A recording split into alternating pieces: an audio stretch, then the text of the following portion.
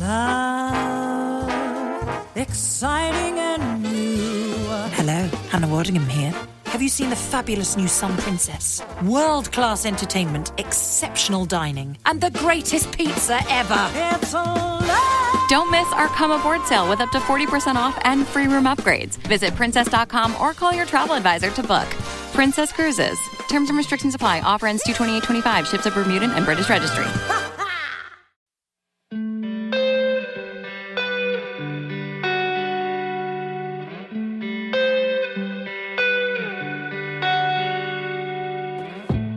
This is Fortune's Wheel, a podcast history of the late Middle Ages, and I'm Jonathan.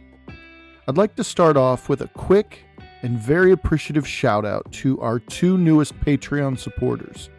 Ned and Mike, your support is appreciated more than you know. A huge thank you to you two, along with all of our other Patreon members who help make this podcast grow.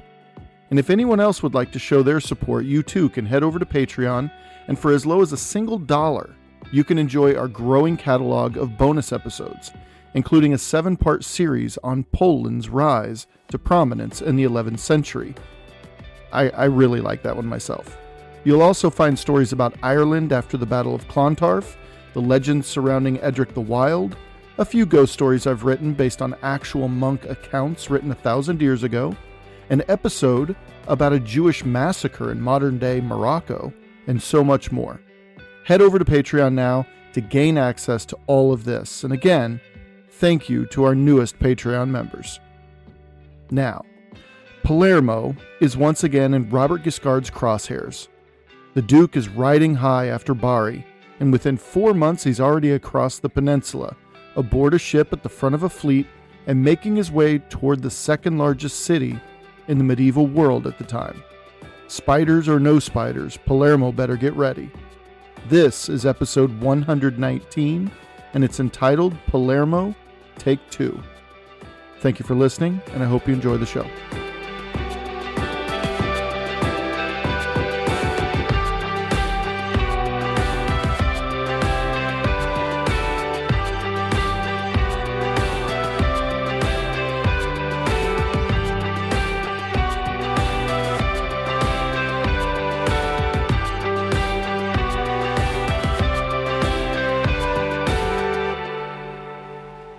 The year is 1071, and Bari was entirely Duke Robert Guiscard's. He was the Duke of Apulia in more than just name by June of that year. The 3-year-long siege of the largest port around the Adriatic coastline ended in his victory, as well as an official expulsion after 500 years of Greek presence on the peninsula. The fall of Bari marked a significant change in Italian history, and if you couple that with the catastrophe at Manzikert by August of 1071, that same year, well, the loss of Bari marks something far more important across Mediterranean history as a whole. After starting the 11th century on one of its biggest highs, if not the biggest high for the empire, under Basil II, Eastern Rome was getting kicked and beaten into a much smaller role in the grand scheme of medieval power. Now, make no mistake, it was still the greatest of all medieval European nations, but man, it was getting harder and harder to see it as such. That said, back in Apulia, Duke Robert now reigned supreme. This was undisputed. After Bari, he spent the next month or two pushing his way into the very Greek stiletto heel of the boot, and retaking the cities of Brindisi and Taranto that he'd lost to the Varangians that were, if you remember, sent by Constantine X Ducas. Now, things were definitely turning out all right for the Fox. But as always, there's a human element to all of this history. As John Julius Norwich says in his book The Other Conquest, quote, "The core of the Norman army had now been fighting without interruption for more than 3 years. They had no respite between the end of the vassals' rebellion with the capture of Montepeloso and the beginning at Bari of the victorious round against the Byzantines. Now, after one of the hardest sieges in Italian history, and one, moreover, which led to the elimination of their oldest and stubbornest enemy, they might have expected a chance to rest. If so, they were disappointed." End quote. In May and June of 1071, we can find Robert Guiscard removing actual hills in Otranto in order to reform that port city to better fit his needs in the future. These future plans are sure to manifest themselves soon because, as we know about the Duke, he was always scheming, always planning for something more. In fact, the world itself began to catch on to this Robert de Hauteville guy. It seems that part of his work in Otranto involved more than just building out the port. It involved the expansion of the Norman navy as well, which sent shockwaves across the Adriatic, the mere news of it. Now, I urge you not to underestimate that statement here. Durazzo, the city directly across the Adriatic from Bari and just north of Otranto, on the other side that is, and also the source of Bari's longtime influence and money from Constantinople. Well, Durazzo freaked out at this news and began expanding their own naval forces with money that they didn't really have available to them. They just reacted. They knew who Robert Guiscard was by this time, and they were absolutely freaked out. Who knew what this crazy Norman was up to next, as far as they were concerned? Now, in June, Robert took his new and improved navy in the opposite direction of Durazzo, which must have really messed with their heads. See, Robert knew his little brother, the man of the hour, you could say, after Bari, Roger, was back in Messina, back on the Sicilian island, and he was waiting. He was waiting for his duke to arrive. See, they had plans to meet in Sicily, according to Malaterra, quote, on the pretense of attacking Malta and not being concerned with Palermo, end quote. Keyword, pretense. So in order to understand this next part, it's worth taking a moment and picturing the triangle that I've described Sicily as. Currently, Roger really only dominated the northern part. The port city of Messina in the farthest upper right corner of the island was his anchor city, as it was merely a few miles across the strait from the Italian mainland. Now, if you head south from Messina, you'll hit the world-famous volcano, Mount Etna. Mount Etna was, without question, a dominating feature of eastern Sicily, to say the very least of it. In fact, it acted as a barrier of sorts between Messina and well, everything else south of Mount Etna, like the Catanian coastline, and further south the important port of Syracuse. With the volcano and the mountain range south of Messina and digging its way toward the center of the island, it just made sense for Roger to keep his work north of that geologic wall. Traina was in that mountain range, almost directly west of Etna, but the Val d'Amone was the valley north toward the coast. You can see how geography is playing a role in the conquest of Sicily here. Petralia, Roger's current capital, though it'll be moved back to Traina quite soon, was farther west, of course, but it lay toward the end of that same range, that mountain range. So western, central, southern, and southeastern Sicily completely eluded Roger at this moment. Yeah, you've got to be asking yourself, how long have you been at this, Raj? At least 10 years, right? So it's 1071 and William way up north may not have complete control over things, but over the last 5 years, he's at least secured the English kingdom as his own. What have you done, really? Okay, I've put words in your mouths, but I know I'm rethinking this whole amazing conquest of Roger's, and I can't help but be just a little underwhelmed so far. Sure, Messina, Traina, Missolmeri, Cerami. These were some pretty impressive feats of military might, even cunning and cleverness. But what has he really gained over the last 10 years? Well, what if I told you that Roger would answer that naysaying question on this very episode? Great. Enough already. Okay, so let's get to it. So Roger's in Messina when his brother, Robert, arrives with a pretty impressive navy. While he was waiting, however, Roger devised a plan that Robert would appreciate. It involved some sneakiness, and that area south of Mount Etna, called again Catania. Now, Catania had been the domain of the long-dead emir Ibn al-Timna. Ibn al-Timna was a former vassal of sorts to Duke Robert, not really a vassal, but he definitely owed his loyalty and some favors to Duke Robert, and he controlled the area before his death. And knowing that Altimna and Count Roger were on friendly enough terms, the people of Catania pretty much tolerated Roger so long as he didn't attack them. This was a huge reason why Roger never worried much about his southern borders in Sicily, those across from Mount Etna. The Catanians simply weren't a threat, not a direct one. Not being a threat to a Hopeville was a blessing, but it could also kind of be a curse. Roger let Catanians do their thing so far, but Catania could now serve a purpose for his conquest. Norwich writes, quote, "Here was a strategically important harbor, roughly halfway down the east coast of the island, and thus, while Norman strength was concentrated at Messina, within easy striking distance. Moreover, having recently been the seat of Ibn al-Timna, it was still fundamentally well disposed to the Normans, and might consequently be taken easily and cheaply. Roger's plan was simple. He would go to Catania, where he was sure of a courteous reception, and would seek permission for certain Norman ships to put in at harbor there on their way to Malta. Such a request the Catanians could hardly refuse. Robert would then arrive with the fleet and enter without opposition. Once within the harbor, he and his men would have no difficulty in occupying the city." End quote. With 1,000 years between me and those Catanians, I can safely say, what the hell were you all thinking? Seriously. Roger de Hauteville, a man who has built his own reputation as an aspiring conqueror, asks to gain access to your port, and you just let him?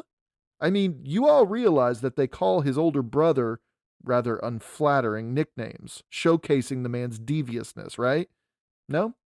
Nothing? Nothing sinking in? All right. Suppose it's always easy to play the armchair historian, but I mean, come on, Catania. It's almost as if you secretly wanted to be conquered. It's just way too easy.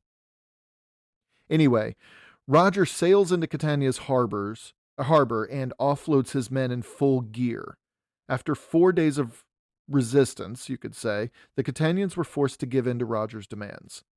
Catania and the region, sharing the same name just south of Mount Etna, was now in Roger's control. And this was the port where he met Duke Robert's fleet. That whole Malta thing? Yeah, as soon as Roger gained access to and control of Catania's port, the Malta thing was exposed as a fake plan. But news traveled, but it didn't travel as fast as the Palermitans needed it to travel. Roger quickly packed up, like everything, and trekked across Sicily's interior, with what would become the Norman land-based army that would set up shop along Palermo's southern walls. We'll get to that soon enough.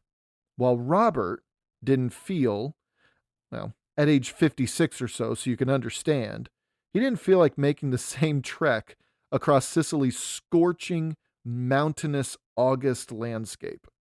Instead, proud of his new navy, he decided to lead his fleet up north through the Strait of Messina and then across the northern coastline of the island toward the harbor entrance of Palermo. This was shaping up to be the real deal against Palermo. Let's stop for a moment while our Normans make their way toward the jewel of the Mediterranean by both land and sea. Seeing Palermo for what it was is important.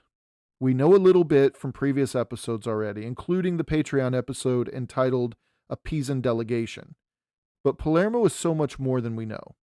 Norwich reports sadly that there are no contemporary accounts of Palermo city life at the time of this Norman attack in 1071. But he was clear to say that when it came to the, quote, the beauty of the situation, perfection of climate, and all the broad range of amenities which together constituted the characteristic Arab douceur de vivre, Palermo was supreme, end quote. Those last three words are powerful. No, not the douceur de vivre, which I had to look up how to pronounce just for the record, and it still probably was butchered. But the last three words, Palermo was supreme, those are powerful. Palermo wasn't just in a great geographic location. It didn't have a year-round climate that places like Indiana, where I live, just look on covetously. It wasn't just the second most populated city in the entire European medieval world at the time. No, really, Palermo was indeed supreme. Now, Norwich refers to an Arab traveler who visited Palermo a century earlier, and reasons that Palermo most likely had only gotten better in those 100 or so years since this man's writings. His name was Ibn Hakal, and for a smoother flow, just know that this information comes directly from Norwich. Ibn Hakal paints a picture of a bustling city in every sense of the word. Norwich calls it a quote-unquote commercial metropolis. Palermo also had at least 300 mosques, its largest, a former cathedral, mind you, reportedly having the bones of none other than Aristotle hanging from its ceiling.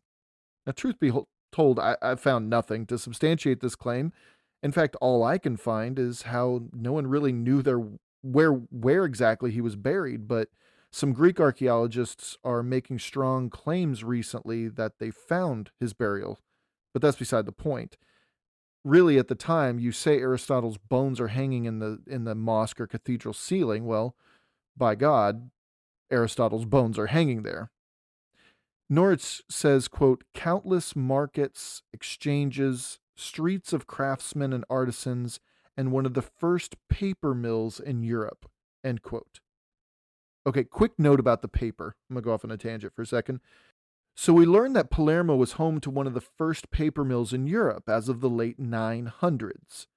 Now, working backward, Palermitans learned this from their co-religionists back in Cordoba, out west, who, going further back, learned it from the Umayyads back in Syria. Now, Muslims learned the art of papermaking when they took Samarkand in the year 707. Who had major influence over Samarkand before 707? The creators of paper, the Chinese, who had the technology since about the 300s. So what's relevant to our narrative in 1071? Norwich writes, quote, a deed signed by Roger is still extant and is the oldest dated European paper document yet discovered, end quote. So yeah, pretty cool. A paper document with Roger's own signature from probably the 1080s is the oldest signed paper document we've found so far. And most likely that paper was made in Palermo. See? Still relevant. Anyway, back to Palermo. Public parks and open areas for recreation were plentiful in and around the city, including water fountains and streams that have been diverted for maximum use and enjoyment, something that Muslims in the Middle Ages were undisputed masters at doing. If you remember our episodes about the Cordoba Caliphate, we spoke about that a little bit. Their understanding of water systems and necessity for and appreciation of parkland was next to none at the time, and for many centuries still in the future. And according to the late 10th century records, to give you an idea of the sheer size of the place, the city, and its massive markets, the Butchers' Guild alone, the Butchers' Guild, membered over 7,000 butchers. Just gives you just a taste of how big this place was. Again, Palermo was supreme. Interestingly, just as Emperor Romanus IV was setting up shop around Manzikert, way out east near Armenia, setting up for a battle against the dreaded Seljuk Turks, at exactly this same time, mid-August of 1071, Count Roger reached the southern outskirts of Palermo, very near a site he had visited just a few years earlier, when he, well, just to be truthful about it, he decimated Prince Ayub's massive North African and Saracen army at the tiny town of Misselmary. And who had already pulled up into Palermo's harbor, or just outside of it, I should say? Robert Guiscard, of course. The naval blockade had been organized by this time, albeit very quickly, by the time Roger sent word to his brother that he also had the landward side of things settled. Now, I know it's been an episode after episode of Roger and or Robert approaching Sicilian armies woefully undermanned and underprepared. And they may have gotten away with things thus far, but even they knew that their luck couldn't possibly last forever. This was the second time that they took a crack at Palermo. They came prepared, and they came armed to the teeth. It wasn't just Norman knights, mounted or on foot, itinerant or landed. It wasn't just Norman knights this time. No, Robert brought with him boatloads of Apulians. Pun absolutely intended, by the way. If anything, he was paying his insurance bills by doing so. The more Apulians he brought with him, the fewer there were back in, Apulia, to stir up trouble again. How many Apulians did Robert bring? I'm not exactly sure, but we have an idea when we hear that Robert was at the helm of 58 ships. That's pretty big. And as for Roger, he'd called in all of his favors back in Calabria. This joint Norman Army Navy numbered up to 10,000 men. That's probably on the high side, to be honest, but still, even if you're approaching that, if you get over 5,000 men for an army, especially a Norman one, that's a big deal. Not once since 1016, if that's what we're marking as the first Norman presence in Italy, not once since 1016 have the Normans ever fielded such numbers on one battlefield. It was impressive, and it was diverse as well, covering just about every tax bracket, and was a cross-section of Normans, Calabrians, Apulians, and loyal Saracens who had already pledged their allegiance to him, because yes, there were small pockets in northeastern Sicily that had done so by 1071.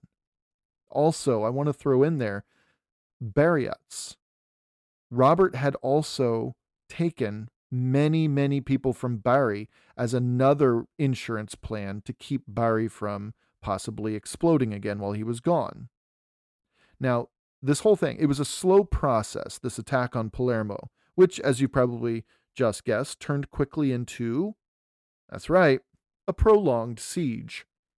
Just 4 months after the violent end of the 3-year-long siege of Bari, Robert Guiscard was at it again, along with his brother and the usual cast of characters, such as their nephew, Serlo II.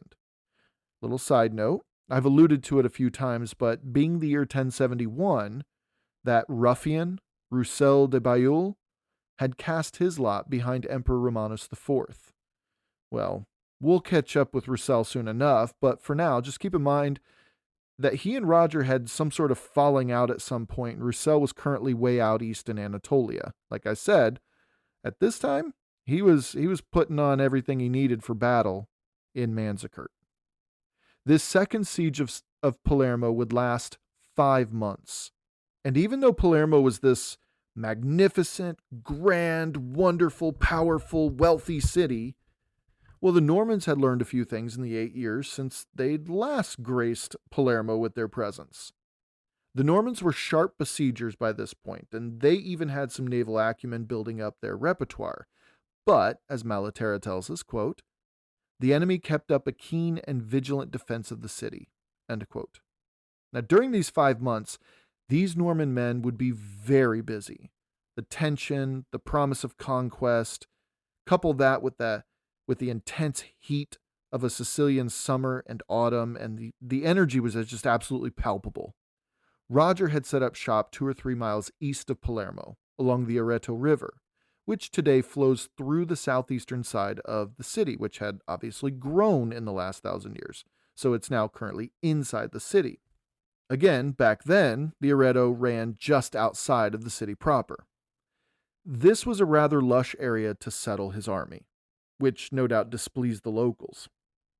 Norwich writes in his book, The Other Conquest, quote, it was a district of rich palaces and pleasure domes, of gardens and orange groves where the great merchants sought solace from the heat and the hubbub of the capital.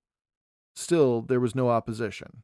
Roger and his men simply helped themselves, and chronicler Amatus of Monte Cassino writes delightfully of how they shared out, quote, the palaces and all that they found outside the city, and gave to the nobles the pleasure gardens full of fruit and watercourses, while even the knights were royally provided for in what was veritable an earthly paradise.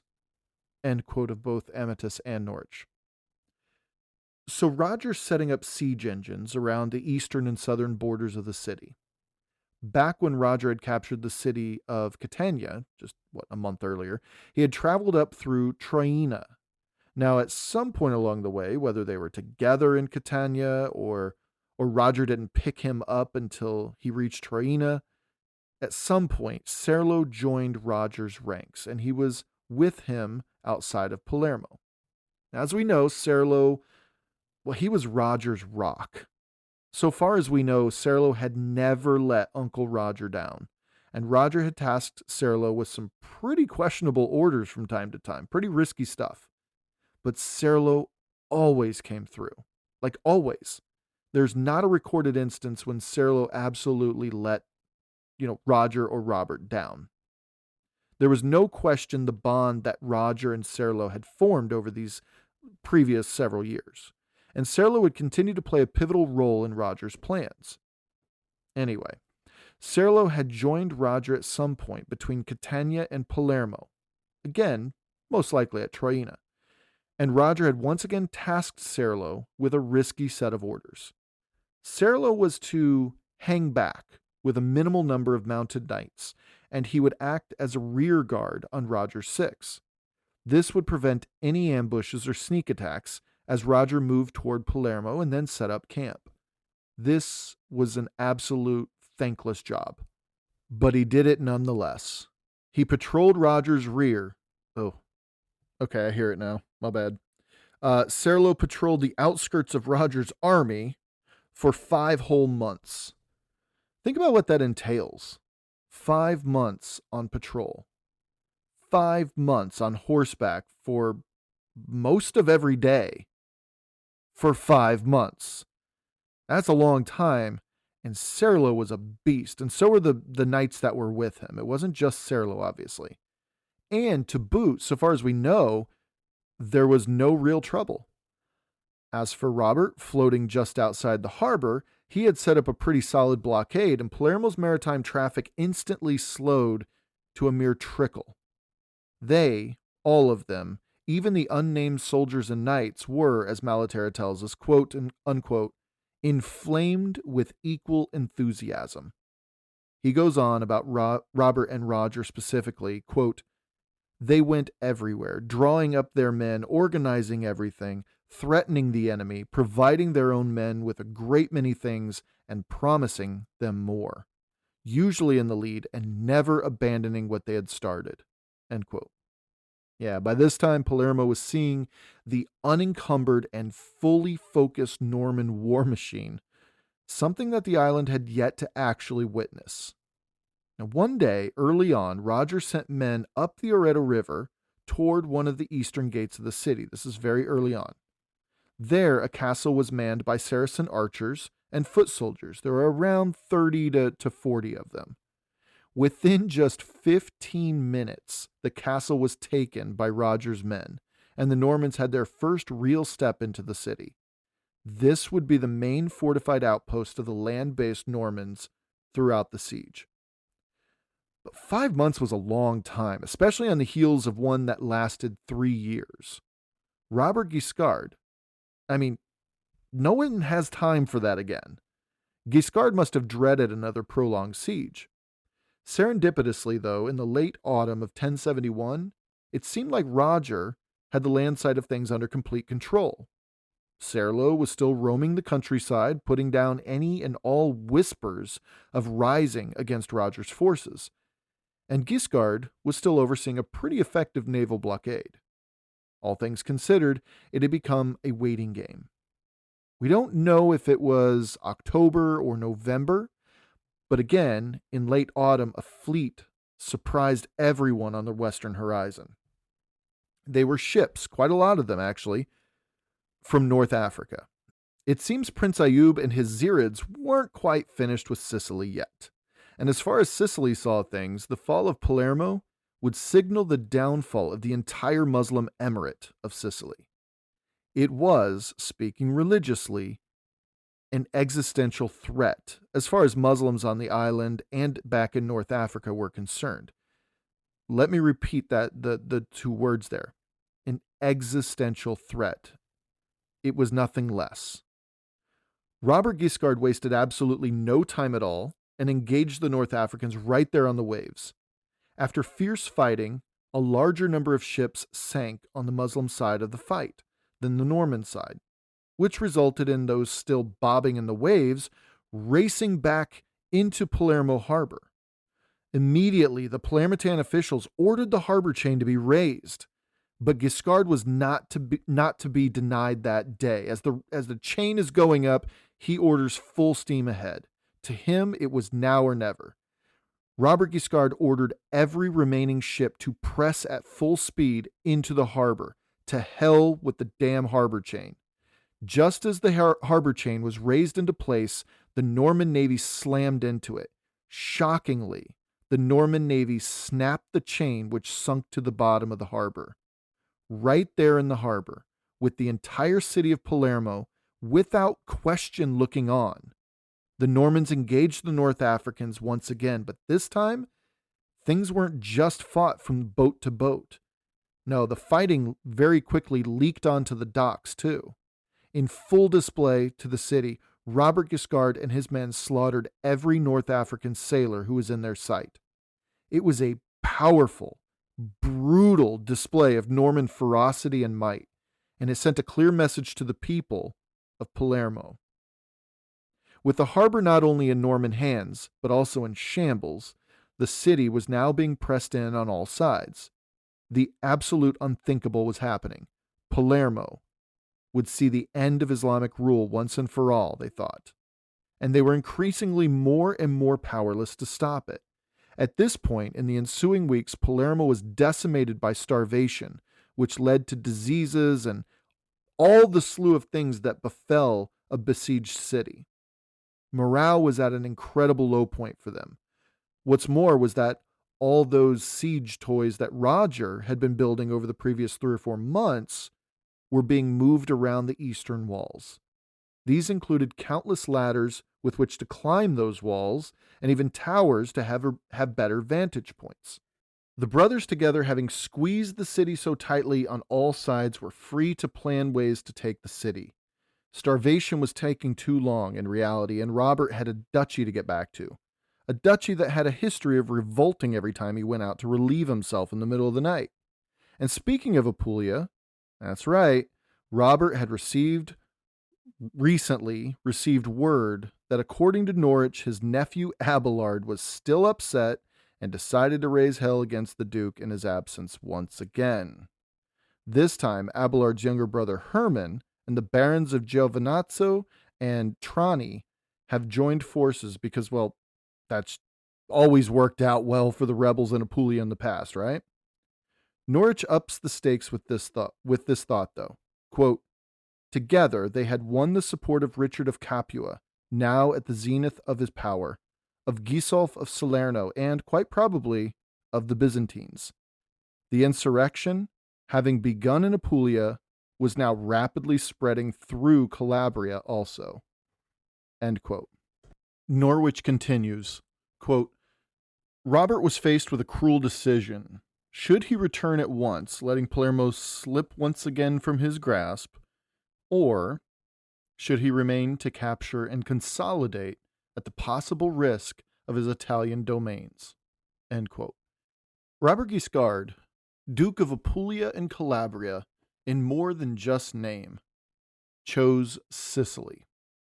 They decided on a giant cathedral-turned-mosque named Al-Qasr, which translated to the castle or the fortress. First of all, You know you're pretty awesome when a common noun gets converted to a proper noun in order to describe you. Second, Alcasar, though a mosque, had some pretty thick walls and markets and residences within those walls. A city within a city, you could say. It happened to be the beating heart of the Palermitan resistance as well. Alcasar would be the focal point of the attack. And as the sun rose on January 5th, 1072, Robert Guiscard ordered a full attack. Norwich writes soberly, quote unquote, "The battle that followed was long and bloody." Now, initially, the Palermitan soldiers and archers repelled the charging Normans under the direct supervision of Count Roger. But Robert Guiscard himself led a charge of Normans in response, and it crashed into the Saracen line. This was enough to shatter any confidence and resolve the Palermitans might have just earned. Now, at this point, the sun barely risen, so, just to paint the picture, no doubt the sky was probably, different shades of dark blue in the eastern sky and even hues of gold in the east. The Saracens fled back to one of the 9 gates they'd rushed out of initially. But seeing the Normans charging, they quickly closed and locked those same gates, leaving hundreds of Saracens to be sandwiched between the safety of their own gates and walls and the Norman army. Norwich says, quote, "Thus the bravest of Palermo's defenders found themselves trapped between the Norman cavalry and the unyielding bastions of their own city. They went down fighting." End quote. Normans, under Roger, had raised 7 siege ladders by this time, the streets still shaded by early morning shadows. But the thing was, no one in their right mind was willing to climb those ladders. Saracens were deadly with their arrows, and the Norman soldiers were by this time well aware of the ferocity with which the Saracens fought. Norwich says, quote, "There was a general reluctance to take the first step," end quote. However, one man, we're told, fired up by another rousing speech by Robert Guiscard, took the first step on a ladder. His name was Archifred. After this Archifred, 2 others took the ladders.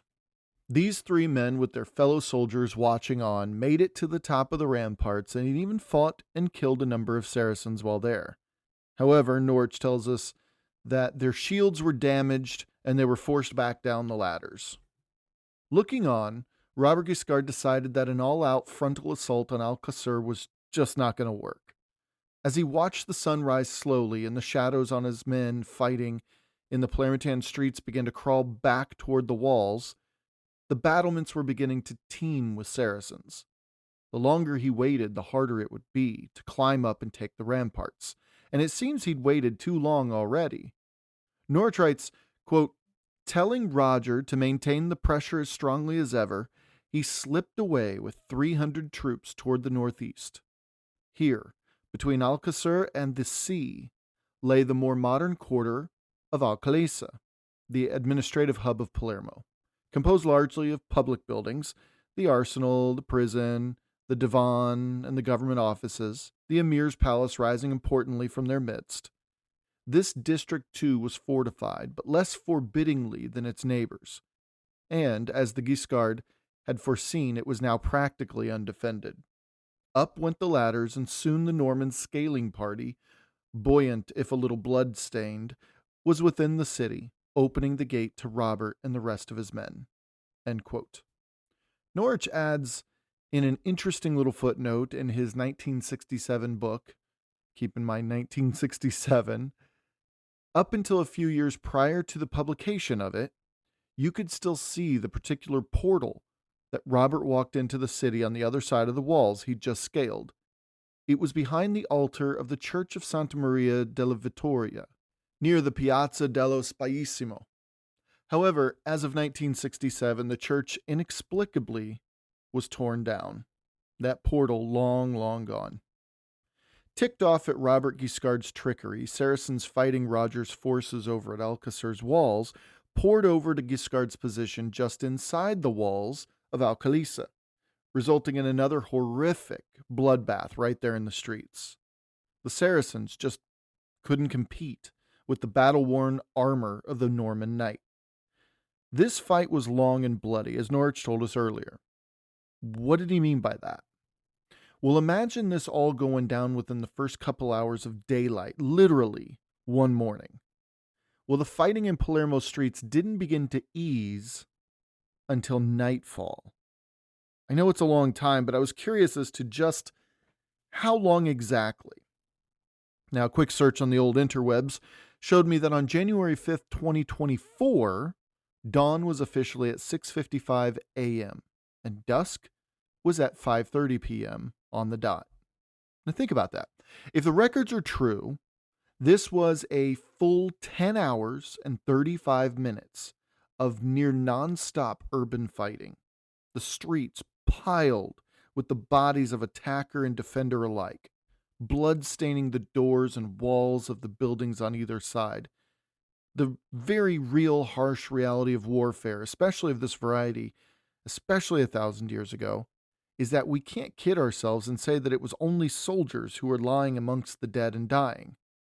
Without question, non-combatants of all ages and both genders were caught in the crossfire. It must have been horrific. It's sobering every time I think about this, and I'm drawn to my own world each and every time. I mean, that's what studies in history are specifically for in many ways. They're reminders, and they're different perspectives. I'm speaking in early 2024 here, so there's no telling what nonsense our infinitely benevolent autocrats and oligarchs will wrangle us into in the coming months and years.